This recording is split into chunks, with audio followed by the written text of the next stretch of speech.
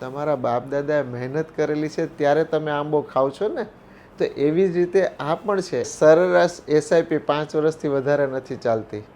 બહુ તો 5 વર્ષથી વધારે ચાલતી નથી. 3-4 વર્ષ સુધી આપણે પાણી આપો તોય દેખાતું નથી કે બારે શું છે, પણ એ અંદર ને અંદર પોતાનું આધાર, પોતાનું જળ બધા જે છે ને એને મજબૂત કરતા હોય છે. અને પછી ઓલ ઓફ અ ડઝન 6-7મા વર્ષે કેટલાય ફીટ હાઈટ ઉપર વહી જાય છે. તમે એસઆઈપીને ચાલુ કરો અને બંધ કરે, ભૂલી જાઓ કે મેં એસઆઈપી ચાલુ કરી છે. બસ કે એસઆઈપી જો કરો તો ડેફિનેટલી એનો તમારો લક્ષ્ય નિર્ધારિત હોય તો કરજો. 8-10 વર્ષ 20 વર્ષ કરવાની હોય તો કરજો. 2-4 વર્ષ 5 વર્ષ માટે જો એસઆઈપી કરતા હોય તો એસઆઈપી ચાલુ જ ન કરતા. નમસ્કાર મિત્રો, ફરી એકવાર આપનું સ્વાગત છે ફાઇનાન્સ વિથ ડીઆરએસમાં. આપ સૌનો ખૂબ ખૂબ આભાર. મને ઘણા બધા વ્યૂઝ મળે છે, કોમેન્ટ્સ મળે છે, સારા ફોલોઅર્સ પણ બને છે. હું પણ રાજી થાઉં છું કે ચાલો બધા મને થોડીક માન સન્માન એ આપે છે અને થોડુંક મને પણ ફીલ થાય છે કે ચાલો હું કોઈને કામ આવું છું. હજી હમણાં જ રિસેન્ટલી એક મને કોમેન્ટ આવી એક કે બે જ કોમેન્ટ આવેલી છે, બહુ વધારે નથી આવેલી. એટલે મને કહે કે સાહેબ કે હું એસઆઈપી ચાલુ કર્યું છે 1.5 વર્ષથી, મને કાંઈ મળ્યું નથી, તો હું બંધ કરવા માગું છું અને તમારી પાસે ચાલુ કરાવવા માગું છું. Right, see the thing. એ એમ કહે છે કે મેં એસઆઈપી 1.5 વર્ષથી ક્યાંક એની ચાલુ છે એક ઇન્વેસ્ટરની, અને હવે એ ત્યાં બંધ કરીને મારી પાસે ચાલુ કરવા માગે છે કે તમારે ત્યાં મને સારું થશે કરીને. રાઈટ. હવે આ એક મિથ છે અને આ બાબત હું થોડુંક એક ક્લેરિફિકેશન કરવા માગું છું. અને સાથે સાથે થોડુંક અમુક ડેટા પણ આવ્યા હતા, એ પણ હું તમને વાત કરવા માગું છું. કે એક એમફીનો હમણાં ડેટા આવ્યો હતો કે લગભગ 61 લાખ એસઆઈપીના એકાઉન્ટ બંધ થયા છે જાન્યુઆરીથી અત્યાર સુધીના. રાઈટ. હવે એ જે ડેટા એસઆઈપી બંધ કરવાવાળા, એમાં લગભગ બધા જે છે એ કેવા લોકો આવ્યા છે કે જે રિસેન્ટલી 1-1.5 વર્ષ 2 વર્ષ કે 2.5 વર્ષમાં આવ્યા છે ને, એવા લોકોની માત્રા વધુ છે. રાધર કે જેણે 5 વર્ષ 4 વર્ષ 3 વર્ષ જે જૂના છે ને એ લોકોનું એસઆઈપી બંધ કરવાની માત્રા સંખ્યા ઓછી છે. રાઈટ. તો હવે આ એસઆઈપી બંધ થવાનું અને બંધ કરવાનું અને કરાવવાનું કારણ શું છે?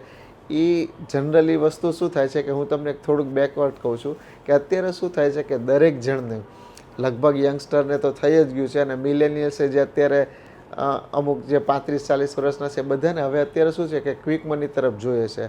પહેલાં બધાને એમ થતું હતું કે ચાલો એફએનઓમાં બહુ પૈસા બને છે, મોટા પૈસા બને છે, તો એફએનઓમાં બધા લગાવ્યા હતા. પછી બધાને એમ થયું કે ના ભાઈ એફએનઓમાં નથી, શેર બજારમાં ટ્રેડિંગ કરવાથી મળે છે, તો શેર બજારમાં સ્ટોક લઈને કર્યું. પછી હમણાં નવું બધા આવ્યું કે ના ઓપ્શનમાં પૈસા મળે છે, તો ઓપ્શનમાં પૈસા નથી મળતા છેલ્લા 2-2.5 વર્ષથી. પછી બધાને હમણાં નવું નીકળ્યું છે કે સ્વિંગ ટ્રેડિંગ કરો, તો સ્વિંગ ટ્રેડિંગમાં પૈસા નથી બનતા.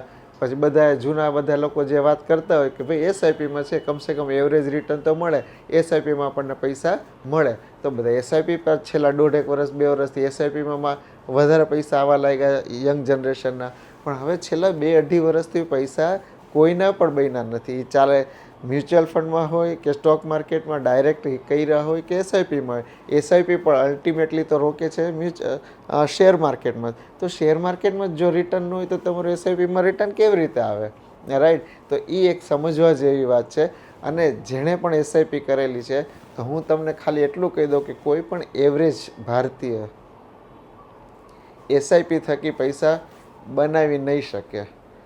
સાંભળીને તમને આશ્ચર્ય થાય છે કે હું આટલા વખતથી તમને બધાને એસઆઈપી કરવાનું કહું છું, અને હવે તમે જ એમને એમ કહો છો કે કોઈ જણ એસઆઈપીથી પૈસા બનાવી નહીં શકે. હા, હું સાચું કહું છું. શું કામ? કે એમફીનો ડેટા એમ કહે છે કે સરેરાશ એસઆઈપી 5 વર્ષથી વધારે નથી ચાલતી. બહુ તો 5 વર્ષથી વધારે ચાલતી નથી. તો બીજો હું તમને એક કેલ્ક્યુલેશન આપું કે જો તમે એસઆઈપી કન્ટિન્યુ કરો છો, સપોઝ કોઈ એક જણ વ્યક્તિ, મેં તમને કીધું કે તમે દર મહિને 10,000 રૂપિયા રોકો તો 20 વર્ષે તમારા કરોડ રૂપિયા થશે. રાઈટ. એ કરોડ રૂપિયા મેળવવા માટે તમે 5 વર્ષ તો એસઆઈપી ચાલુ કરી, તમને એમ થયું કે આમાં તો મને કંઈ દેખાતું નથી. પણ એ કરોડ રૂપિયામાંથી તમારા 20 વર્ષે 24 લાખ રૂપિયામાંથી જે 76 લાખ રૂપિયાનો પ્રોફિટ થયો છે, એ 76 લાખ રૂપિયાના પ્રોફિટમાંથી 50-60% પ્રોફિટ તો તમારો છેલ્લા 5 વર્ષમાં થાય છે. કમ્પાઉન્ડિંગની જે યાત્રા છે ને, એ છેલ્લે વધારે મળતું હોય છે. એ પહેલાં નથી મળતું, પહેલાં તો એ ઘૂંટાતું હોય છે. તો તમે એક સાદું ઉદાહરણ તમને આપું કે તમે ચાઇનીઝ બાંબુની વાત સાંભળી છે કે ભાઈ 3-4 વર્ષ સુધી આપણે પાણી આપો તોય દેખાતું નથી કે બારે શું છે, પણ એ અંદર ને અંદર પોતાનું આધાર પોતાનું જળ બધા જે છે ને એને મજબૂત કરતા હોય છે અને પછી ઓલ ઓફ અ ડઝન 6-7મા વર્ષે કેટલાય ફીટ હાઈટ ઉપર વહી જાય છે. એવી જ રીતે જેમ આપણે નાનકડું બીજ વાવીએ છીએ, આપણે આંબો વાવીએ છીએ તો કેવું કહે છે કે ભાઈ 7મા-8મા વર્ષે ફળ દેવાનું શરૂ કરશે અને જ્યારે એકદમ પૂરો ખીલી જાય છે ત્યારે આપણને લાગે છે કે ભાઈ હવે આવતા 25-30-40 વર્ષ સુધી આપણને આંબો દેશે. તો એના માટે તમારા બાપ દાદાએ મહેનત કરેલી છે ત્યારે તમે આંબો ખાવ છો ને. તો એવી જ રીતે આ પણ છે, એસઆઈપી છે એને તમારે સિંચવી પડશે, ધીરે ધીરે ઇન્વેસ્ટ કરતું રહેવું પડશે. આજે જેને પણ એસઆઈપીથી પૈસા જોતા હોય તો હું ખાસ કહું છું કે તમે એને લક્ષ્યને નિર્ધારિત કરીને એસઆઈપી કરો. સમજી લેજો માર્કેટ ઉપર નીચે જવાની જ છે. આજે માર્કેટ 100 સેન્સેક્સ 100થી ચાલુ થયું હતું અને અત્યારે 77,000 છે આજની તારીખે. તો 100થી 77,000 આજે 40 વર્ષ 42-43 વર્ષ થવા તો 100થી 77,000 થયા તો તમને 77નું રિટર્ન દેખાણું ને કે ભાઈ 100 રૂપિયાના 77,000 રિટર્ન થયું. હવે હું તમને કહું, તમે બહુ નામ તો સાંભળ્યું જ હશે કે બધા ભાઈ ઓલાના વિપ્રોના શેર પડ્યા હતા, ટાટા એલેક્સીના શેર બહુ જૂના પડ્યા હતા અને અત્યારે એના કરોડો રૂપિયા મળી ગયા છે. તો એના બાપ દાદા એ કદાચ લઈને ભૂલથી ભૂલી ગયા હશે, કદાચ. હું તો એમ જ કહું છું, એ લોકોને એ ખ્યાલ ન હોય કે ઠીક છે જૂના જમાનામાં શેર લઈ લીધા તો લઈ લીધા તો પડ્યા રહીએ, ડિવિડન્ડ આવે છે તો ઓકે. એ બધા દીકરા દીકરીએ કે પૌત્રીએ કાઢ્યા હોય તો એમ થાય ખબર પડે કે આજે તો 10 કરોડ છે, 20 કરોડ છે, 50 કરોડ. તો એ રાયખા એક પેટીમાં બંધ કરીને ભૂલી ગયા. એમ તમે એસઆઈપીને ચાલુ કરો અને બંધ કરે, ભૂલી જાઓ કે મેં એસઆઈપી ચાલુ કરી છે બસ. ત્યારે તમે તમારા લક્ષ્ય પ્રમાણે 1 કરોડ, 2 કરોડ, 5 કરોડ, 10 કરોડ રૂપિયા મળશે. આજે તમે ઘરનું ઈએમઆઈ 25 લાખ રૂપિયા 50 લાખ રૂપિયાનું ઘર લેવા જાઓ તો 20 વર્ષ સુધી ઈએમઆઈ ભરવા તમે રાજી છો. તો શું કામ તમે એમ નથી વિચારતા કે હું એક એસઆઈપી પણ રાજી કરું? તો સમજી લો એક બીજું ઘરનો ઈએમઆઈ છે. કોઈની સાથે કમ્પેર ન કરો. તમારું લક્ષ્ય ડેફિનેટલી તમને મળી જશે. આજે ઘરમાં તમારા આપણે બાપ દાદા જૂના જમાનામાં કેવું જમીનનો ટુકડો લઈને રાખતા, સોનું લઈને રાખતા કે દીકરીને કામ આવશે, દીકરાને કામ આવશે, જમીન હશે તો એને વેચીને એના લગ્ન કરશું, કાંઈક દૂર કંઈક કરશું, વોટ એવર. પણ એ લોકો જૂના જમાના સાચવીને રાખ્યા હતા ત્યારે એને અત્યારે લાખો ને કરોડો રૂપિયા મળે છે ને. એવું તો એવું તાત્કાલિક કાંઈ નથી થતું. પણ એસઆઈપીમાં શું થાય છે કે તમે રોજ બજારની અપડાઉન જોવો અને વેલ્યુએશન જુઓ એટલે તમને મન થાય કે હું નીકળી જાઉં ને લઈ જાઉં. આંખ બંધ કરી દો, એસઆઈપી કરો ને એટલે સૂઈ જાઓ તમે. જ્યારે ઉઠો ને ત્યારે તમને એમ લાગશે કે હા યસ મારું પર્પસ મોટું બન્યું છે.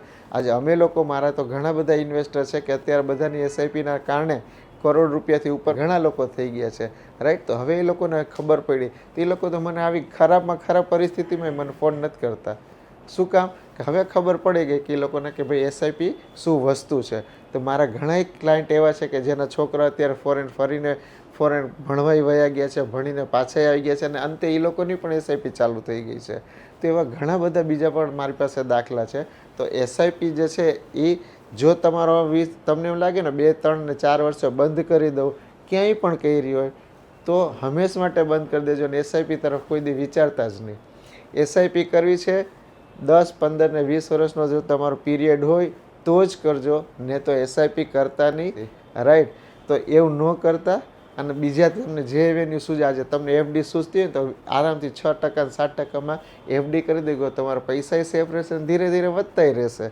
પણ જો તમને એમ થાય કે ના મારે મોટું કંઈક કરવું છે, ઇન્ફ્લેશન પ્રમાણે મારે રિટર્ન્સ જોઈએ છે, મારે વેલ્થ ક્રિએટ કરવી છે, તો તમારે એક ડિસિપ્લિન વેથી ઇન્વેસ્ટમેન્ટ કરવું પડશે. માર્કેટ તો છે, એનું કામ તો ચડાવ ઉતાર કરવાનું છે જ. એ પોતાની રીતે દોડે છે, દોડવા દો, પડવા દો એને, તો જ તમારા પૈસા બનશે. જેટલું માર્કેટ નીચે જશે ને એટલા તમારા વધારે પૈસા બનશે. એ મારી વાત તમે નોંધી લ્યો. અને ગમે ત્યારે માર્કેટ 2 વર્ષ 3 વર્ષ નીચે થયું હોય એના 3જા અને 4થા વર્ષે જેનું પણ રિટર્ન હોય ને એકવાર એને પૂછી જોજો. તમારા કોઈ પણ મ્યુચ્યુઅલ ફંડ એડવાઇઝર તમારી નજીકના હોય કે તમારા ગામનો હોય ને તમે એને પૂછી લેજો. એટલે મેક શ્યોર કે એસઆઈપી જો કરો તો ડેફિનેટલી એનો તમારો લક્ષ્ય નિર્ધારિત હોય તો કરજો. 8-10 વર્ષ 20 વર્ષ કરવાની હોય તો કરજો. 2-4 વર્ષ 5 વર્ષ માટે જો એસઆઈપી કરતા હોય તો એસઆઈપી ચાલુ જ ન કરતા. અને જો ચાલુ કરી દીધી હોય તો કૃપા કરીને હવે ક્યાંય પણ કોઈની પણ પાસે હોય બંધ ન કરતા. કોઈ પણ ફંડ હોય હું તમને કહું છું, હા સર, આપણે કાંઈ કરવાની જરૂર નથી. દરેક ફંડે ખરાબમાં ખરાબ ફંડે પણ 12-15% રિટર્ન, 12-13% રિટર્ન આપ્યું જ છે. તો તમારે પણ એ જ પૈસા બનશે. જરાય ચિંતા કરવાની જરૂર નથી. ખાલી માર્કેટને સમય દેવાની જરૂર છે. જો તમે માર્કેટને સમય દેશો ને તો માર્કેટ તમને વળતર દેશે. આપણે કહે છે ને, કોકને તમે ખરાબ સમયમાં હેલ્પ કરો ને તો તમને સામેવાળો તમારા ખરાબ સમયમાં હેલ્પ કરશે કરીને. બરાબર છે? તો આના જેવું છે. તમે કોકનું સારું કરશો તો સામેવાળો તમારું સારું કરશે. ભગવાન તો છે જ. શું કામ કે માર્કેટ દેવાનો જ છે, મને ખબર છે. 100ના 78 થયા તો અહીંયાથી 78થી બીજે આગળ વધશે. તો મેક શ્યોર એસઆઈપી કરો તો લાંબા ગાળાની કરજો. લક્ષ્યને નિર્ધારિત કરીને લક્ષ્યથી સંલગ્ન કરીને રાખજો, લક્ષ્યને જોઈન્ટ કરીને રાખજો અને એના માટે છે એ પ્રમાણે એસઆઈપી કરજો. કોઈના કહેવાથી ક્યારેય પણ એસઆઈપી બંધ ના કરતા. મારો છેલ્લો તમને એટલી જ વિનંતી છે અને એટલી સલાહ છે કે ક્યાંય પણ હોય, કેવી પણ હોય, એસઆઈપી ક્યાંય બંધ કરતા નહીં. એ એક લાંબા ગાળાની વેલ્થ ક્રિએશન જર્ની છે. If you are on that journey, if you want wealth, if you want to create wealth, make wealth and want to live happily, definitely તમે એસઆઈપીને કન્ટિન્યુ કરજો. બંધ ક્યારેય કરતા નહીં. બરાબર? તો મારા તરફથી આજની આજ સાચી સલાહ છે અને તમે એને એના ઉપર પાલન કરજો અને ક્યાંય પણ એસઆઈપી હોય તો એને કન્ટિન્યુ કરજો. અને આશા છે તમને આ સલાહ સાચી લાગી હશે. લાઈક કરજો, શેર કરજો અને ફોલો કરજો. હું તમને સારી સલાહ આપીશ. મારામાં કોઈ સ્વાર્થ નથી. તો બસ આટલું જ મારા તરફથી. ધન્યવાદ.